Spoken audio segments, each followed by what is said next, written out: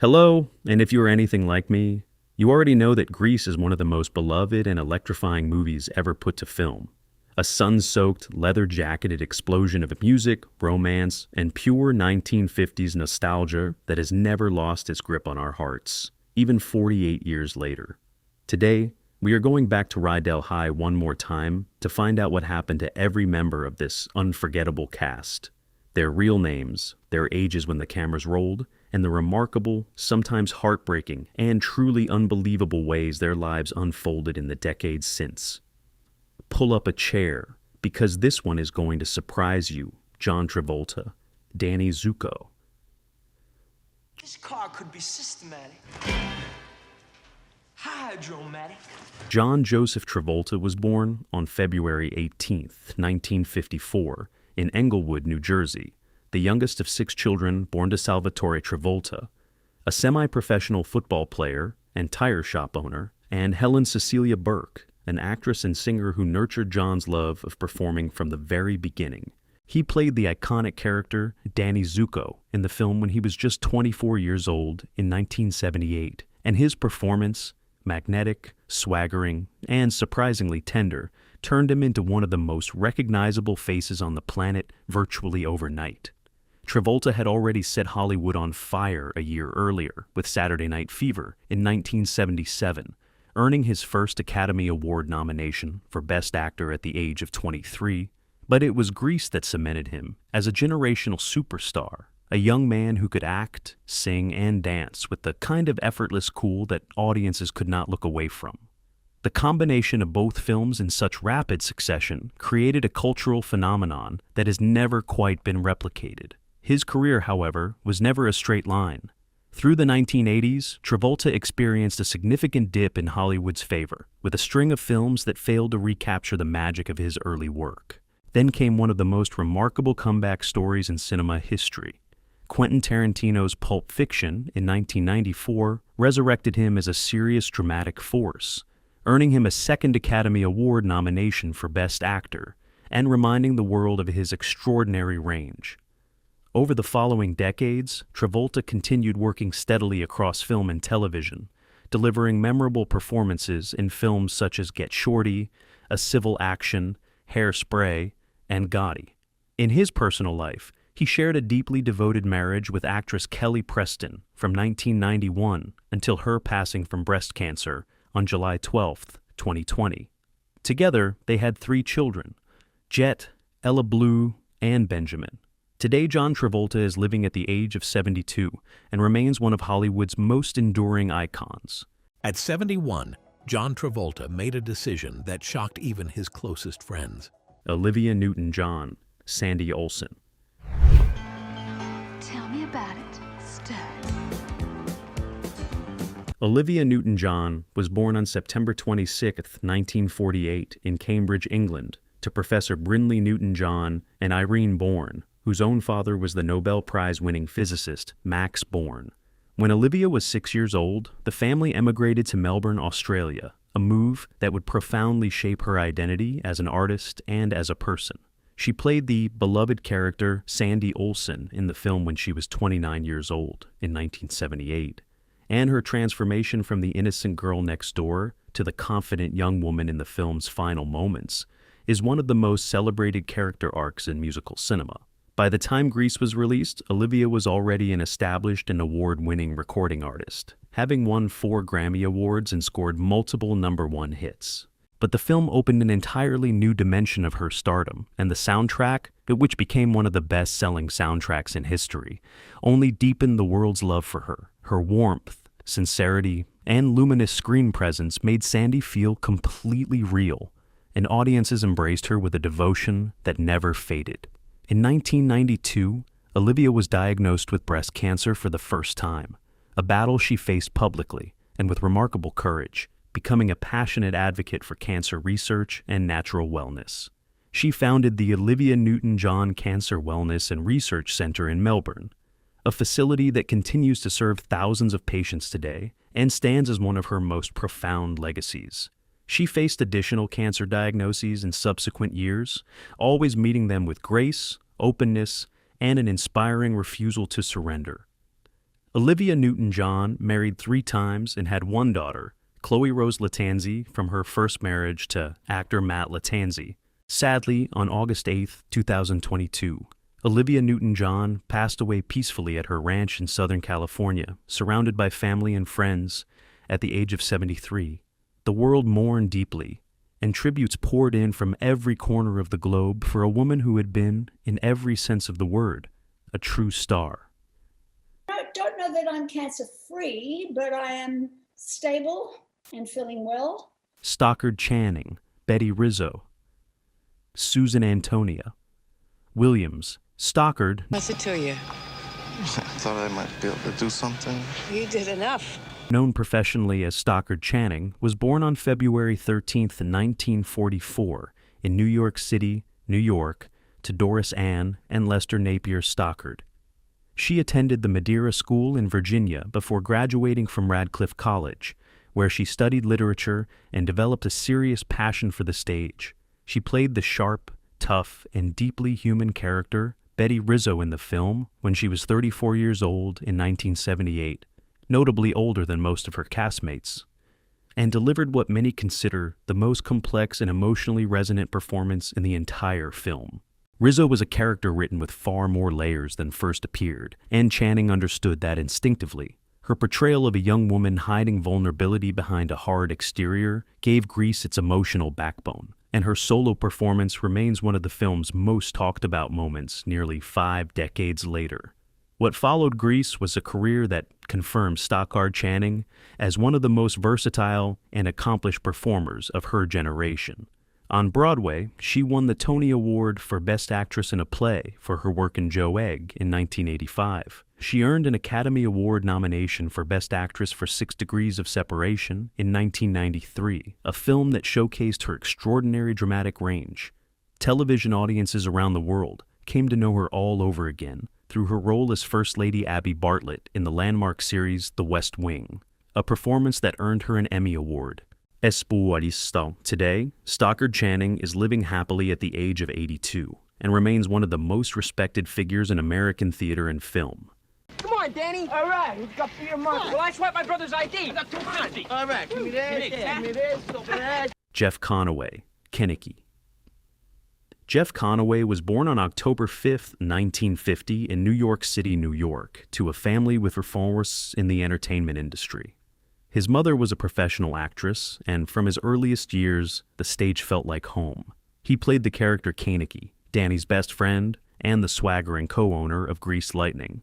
When he was 27 years old in 1978, and his performance was brimming with charisma, bravado, and an underlying warmth that made Kenickie genuinely lovable beneath all the swagger. Conaway had actually appeared in the original Broadway production of Grease before the film was made, giving him an intimacy with the material that showed clearly on screen. Following the film's success, he went on to achieve significant television stardom as Bobby Wheeler in the hugely popular sitcom Taxi, a role that ran from 1978 to 1983 and introduced him to an entirely new audience. However, in the years that followed, Jeff Conaway faced profound personal struggles, including a long and painful battle with substance dependency and chronic pain stemming from a serious back injury. He spoke openly about these challenges on several occasions, and those who knew him described a man of tremendous warmth and humor who fought hard against circumstances that overwhelmed him. Sadly, on May 27, 2011, Jeff Conaway passed away at Encino Hospital Medical Center in Encino, California, at the age of 60, following complications from an accidental drug overdose that had left him in a coma. His loss was deeply felt by his Grease family and by the many fans who remembered him with tremendous affection. He was a genuine talent taken far too soon. On May 11, 2011, Conaway was found unconscious in his home. Diddy Khan, the Frenchie. Please on rats. Worse than that. Didi Khan was born Edith Bernstein on July 13, 1951, in Brooklyn, New York, the daughter of a watchmaker father and a mother who encouraged her artistic spirit from a very early age. She played the sweetly dreamy, beauty school dropout Frenchie in the film when she was just 26 years old in 1978, and her wide-eyed warmth and genuine comic timing made Frenchie one of the most endearing characters in the entire story.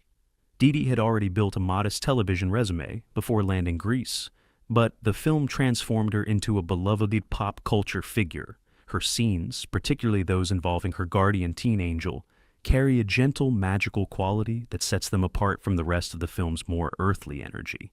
In the years following Grease, Dee Dee remained active in film and television, including a memorable recurring role in Shining Time Station, the beloved children's series, where she played Stacy Jones. She reprised her role as Frenchie in the 1982 sequel Grease 2, maintaining a connection to the franchise that clearly meant a great deal to her personally. In her personal life, Dee Dee has been a devoted advocate for autism awareness. Inspired by her son Daniel, who was diagnosed with autism, she has spoken candidly and compassionately about her family's journey, bringing both visibility and warmth to a cause close to her heart. Today, Dee Dee Con is living happily at the age of 74 and remains one of the most warmly regarded members of the entire Grease family. Newton-John and John Travolta is seen during a rare outing July. Barry Pearl, Duty. Hey, you coming, Frank? Oh, I don't think so. I think I'd like to hang out a little bit longer. Barry Pearl was born on June 17, 1950, in the United States, and from an early age demonstrated a natural gift for performance that led him toward musical theater. He played the guitar-strumming, fun-loving T-Bird Duty in the film when he was 27 years old in 1978, bringing an easy, likable energy to the ensemble that contributed significantly to the group's on-screen chemistry. Like several of his castmates, Pearl had connections to the original stage production of Grease before the cameras ever started rolling, giving the core ensemble a genuine camaraderie that audiences could feel in every scene they shared together. Following Grease, Barry Pearl pursued a career that kept him close to his first love, the stage. He continued working in theater, including directing productions, and occasionally made appearances in television and film. He has spoken warmly at Grease reunion events over the years about the lasting bonds formed during production, describing that particular cast as one of the most joyful working experiences of his life. Barry Pearl also reprised his connection to the Grease universe in the 1982 sequel. Today, he is living happily at the age of 75 and continues to be a beloved and enthusiastic participant in the cultural conversation around one of cinema's most joyful films. Yeah, it's quite something. All of a sudden, I'm looking and my hair's gray. Uwasekul Tucci, Sonny. Michael Tucci was born on April 19, 1946, in New York City, New York, I was just going for a walk. You were just dawdling, weren't you? Yes, ma'am. and grew up with a deep love of performance that took him through theater and television before landing him one of the most fun roles of the late 1970s. He played the boisterous and lovably unreliable T-Bird Sonny Lettieri in the film when he was 31 years old in 1978, and his natural comedic instincts made every one of Sonny's scenes pop with infectious energy. Tucci's background in theater was strong, and he brought a stage-trained precision to his physical comedy that elevated what could have been a one-note character into something genuinely entertaining. Sonny's bluster masked an endearing insecurity, and Tucci played that balance with a light and skillful touch. After Grease, Tucci continued to work extensively in television, accumulating an impressive list of guest roles and recurring appearances across multiple decades of American television. He was particularly active during the 1980s and 1990s, demonstrating a range that went well beyond the broad comedy of his most famous role. Michael Tucci has remained connected to the Grease legacy over the years, participating in anniversary events, and speaking warmly about the film's lasting cultural impact. Today, he is living happily at the age of 79, a testament to a long and productive career in American entertainment. Kelly Ward, Pootsie. Kelly Ward was born on April 8, 1956, in Los Angeles, California, Hey, look! You really put your foot into it this time, Chisholm. and grew up in the heart of the entertainment industry, which gave him an early and practical understanding of what a life in performance actually required. He played the gentle and good-natured T-Bird Pootsie in the film when he was just 21 years old in 1978, making him one of the younger members of the core ensemble cast. Ward brought a genuine sweetness to Pootsie that balanced nicely against the rougher edges of his fellow T-Birds, and his natural likability made the character a genuine fan favorite, despite limited screen time. What makes Kelly Ward's story particularly fascinating is the direction his career took after his time in front of the camera. Rather than continuing primarily as an actor, Ward transitioned into a successful career as a voice director and voice actor, working extensively in animation and contributing to dozens of beloved projects behind the scenes. This shift allowed him to remain deeply embedded in the entertainment industry across multiple decades, building a second career that stands entirely on its own merits, separate from his Grease legacy. He has spoken with great enthusiasm about the satisfaction of this work in interviews. Today, Kelly Ward is living happily at the age of 69, with two very different but equally rewarding chapters of a creative career behind him. Jamie Donnelly, John. Jamie Donnelly was born on November 28, 1947, in the United States. That is so adolescent. We are adolescent. We don't have to flaunt it. And developed her performance skills through theater before making the transition to film and television. She played the good-humored and food-loving Pink Lady John in the film when she was 30 years old in 1978. And her genuine comedic chemistry with the rest of the Pink Ladies ensemble gave the group a delightful, grounded energy that kept every scene feeling real and lively. Jan was a character who could easily have been reduced to a single running joke, but Donnelly found the warmth and self-possession in the role that made her feel like a fully realized person rather than a caricature. That quality is part of what has made the Pink Ladies as a group so enduringly beloved by audiences across generations. Donnelly continued acting following Grease, maintaining a presence in film and television over the following years, while also staying connected to her roots in the theater. She participated in anniversary celebrations and reunion events for the film, always bringing a generous enthusiasm for the project's legacy and for the friendships that were built during production.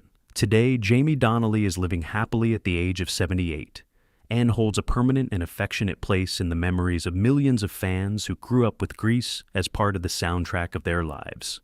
Dinah Manoff, Marty. Dinah Manoff was born on January 25, 1958, in New York City, New York. I couldn't in Fontaine trying to put aspirin on my coke at the dance. Into a family with remarkable creative credentials.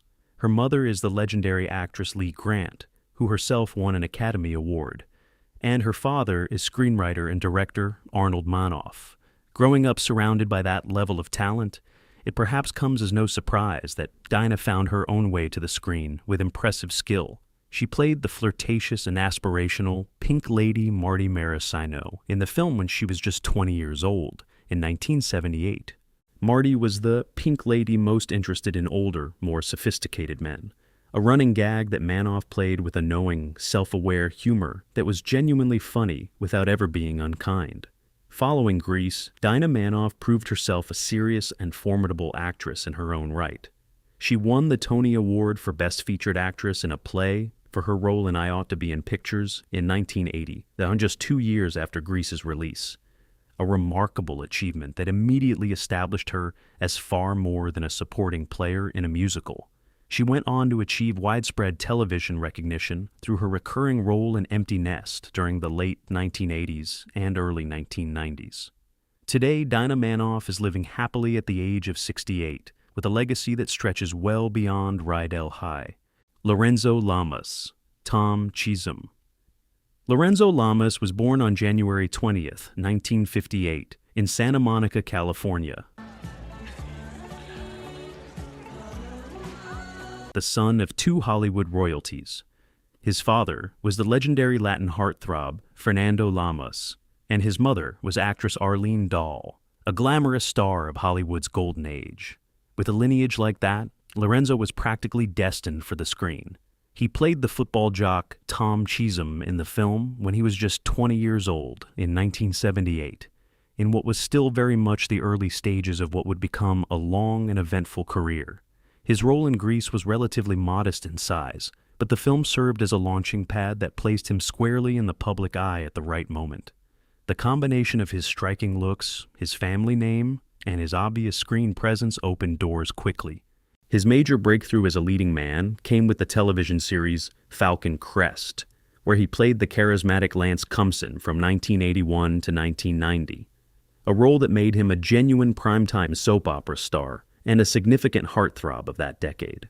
He subsequently starred in the action series Renegade from 1992 to 1997, demonstrating a physical dynamism that kept him relevant across changing television trends. Lorenzo Lamas has been married 5 times and has 6 children, and has remained a visible and active figure in entertainment across multiple decades. Today, he is living happily at the age of 68, with a career that was clearly shaped and launched by those early days at Rydell High. Frankie Avalon, teen angel. Frankie Avalon was born Francis Thomas Avalon on September 18, 1940, in Philadelphia, Pennsylvania, into a working-class Italian-American family that recognized his musical talent almost before he could fully express it. As a child prodigy on the trumpet, he was performing on television by his early teens, and by the late 1950s he had become one of the most popular teen singing idols in America, scoring multiple top 10 hits and starring alongside Annette Funicello in a series of beloved beach party films that defined a very specific strand of early 1960s youth culture. His appearance in Grease as the heavenly teen angel, descending from the clouds to serenade the beauty school dropout Frenchie, was a brilliant piece of casting that operated on multiple levels of nostalgia simultaneously. He was 37 years old when the film was released in 1978, and his presence was both a genuine cameo and an affectionate wink at the era the film was celebrating. The scene became one of the most memorable in the entire film, and Frankie's easy charm and extraordinary voice, still completely intact, reminded audiences why he had been such a phenomenon in the first place. Following Grease, Frankie Avalon continued performing live, recording, and making occasional film and television appearances, maintaining a connection with his audience that has now lasted across 7 decades. Today, Frankie Avalon is living happily at the remarkable age of 85, a true living legend of American popular entertainment. He continued performing, touring, and making television appearances for decades. Eve Arden, Principal McGee. Perhaps a session of banging erasers after school would put you on the right track. Eve Arden was born Eunice Mary Queddins on April 30th, 1908, in Mill Valley, California, a name she would eventually set aside in favor of one that felt more fitting for the singular performer she was destined to become. She began her journey in entertainment as a teenager performing in vaudeville, learning her craft in the most demanding school imaginable. Live audiences who had no patience for anything less than genuine talent. That early training forged in her a comic precision and an instinct for timing that would become her greatest gifts, and she carried both with her as she made her way from vaudeville to Broadway and eventually to Hollywood, where she quickly established herself as one of the most distinctive and irreplaceable character actresses of the entire studio era. Her dry, authoritative delivery, her ability to land a line with the weight of a perfectly dropped stone, and her talent for making intelligence itself feel like the funniest thing in any room set her entirely apart from her contemporaries. She played the exasperated, long-suffering, but ultimately warm-hearted Principal McGee in the film when she was 69 years old in 1978. And the performance was nothing short of magnificent. Every single line she delivered felt like a master class in the art of deadpan comedy, shaped by 6 decades of accumulated craft and a deep understanding of exactly how much to give and exactly when to hold back. There is a particular kind of authority that only comes with true experience, and Eve Arden had it in abundance. Her scenes navigating the magnificent chaos of Rydell High remain among the funniest in the entire film, and they land with the effortless precision of someone who had been making audiences laugh since before most of her castmates were born. By the time she walked onto the Grease set, Eve Arden was already a fully cemented legend. Her Academy Award nomination for Best Supporting Actress for Mildred Pierce in 1945 had confirmed her dramatic range, and her starring role in the beloved radio and television comedy Our Miss Brooks, which ran from 1948 through the mid-1950s, had earned her both an Emmy Award and a place in the hearts of an entire nation. Audiences adored her with a loyalty that endured across decades and across every format she touched. In the final years of her life, Eve Arden continued to work whenever she could, always bringing that irreplaceable combination of wit, warmth, and razor-sharp timing that had defined every chapter of her remarkable career, Sadly, on November the 3rd, 1990, Eve Arden passed away from heart disease at her home in Los Angeles, California, at the age of 82. She remains, without question, one of the most genuinely and enduringly funny performers Hollywood has ever produced. S-eyed Caesar, Imhak, Coach Calhoun. Put the bat down. Put the bat down. Sid Caesar was born Isaac Sidney Caesar on September 8, 1922, in Yonkers, New York, to Jewish immigrant parents who ran a luncheonette, a modest establishment that kept the family afloat and gave young Sid a front row seat to the full spectrum of human personality. Watching people from behind that counter, their quirks, their mannerisms, their frustrations and joys, planted the seeds of an observational genius that would one day make him one of the most celebrated comic performers in the entire history of American entertainment. He played the gloriously bumbling and magnificently oblivious Coach Calhoun in the film when he was 55 years old in 1978. And even within the relatively modest boundaries of that role, every single moment he occupied, the screen crackled with the unmistakable electricity of a true master at work. His gift for physical comedy, his instinct for the absurd, and his ability to wring maximum laughter from minimum material were all fully on display, reminding anyone who needed reminding exactly who they were watching. By the time Grease came along, Sid Caesar had already done something that very few performers in any era can genuinely claim. He had changed the medium he worked in.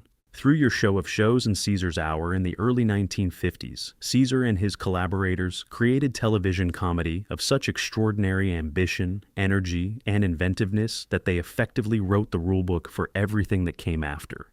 The live sketch format, the ensemble dynamic, the willingness to take bold swings week after week, all of it traces a direct line back to what Caesar was doing on those stages decades before Saturday Night Live or any of its descendants existed. The writers he gathered around him during those years form a list so remarkable it barely seems real. Mel Brooks, Neil Simon, Woody Allen, and Carl Reiner, all working together in the same room, feeding the insatiable creative appetite of a performer who could take anything they gave him and make it soar. His ability to improvise, to inhabit a character completely and instantaneously, was without equal in that era, and arguably in any era since. In his later years, Caesar confronted his personal demons with the same directness he brought to everything else, writing openly about his battles with addiction and his long road to recovery.